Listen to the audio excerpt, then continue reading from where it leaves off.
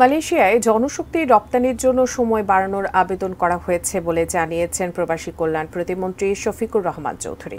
বিকেলে মন্ত্রণালয়ে সাংবাদিকদের প্রতিমন্ত্রী জানান ১৬,৯৭০ জন মালয়েশিয়া যেতে পারেনি। সমস্যা কোথায় ছিল তদন্ত কমিটি তা ৭ দিনের মধ্যে জানাবে।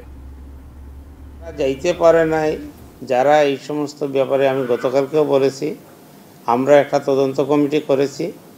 মন্ত্রণালয়ের পক্ষ থেকে ৬ সদস্য তদন্ত কমিটি হয়েছে।